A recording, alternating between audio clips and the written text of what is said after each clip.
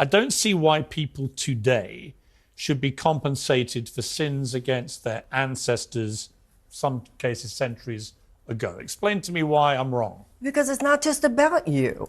It's about the responsibility that you have as a citizen to the fate of your country. And whether you are an individual or a nation, you're not going to have the future you want if you don't clean up the past.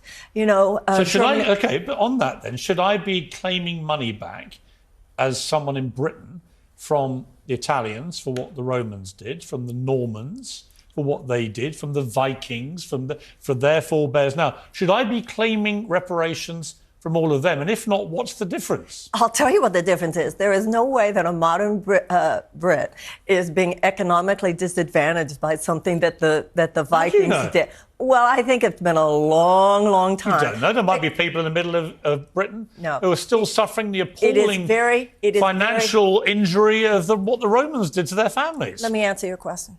It is very obvious that there has been intergenerational hardship financially. The gap between blacks and whites that is so egregious in America today is a legacy not only of slavery, not only almost 250 years of slavery, but also of almost 100 years since then of institutionalized suppression of black people. This is 350 years. But at what point do we stop feeling guilty about the past? After we've paid our debt. Or paying for the past.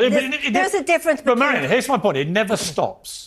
Once you uncork that bottle, you end up never stopping. You need to let me talk. There's a difference between blame and responsibility. I don't feel I need to feel guilty. My parents came from Russia and Poland, my grandparents. So it's not about my grandparents. It's not about my feeling guilty. It is about my feeling responsible for the well-being of my nation.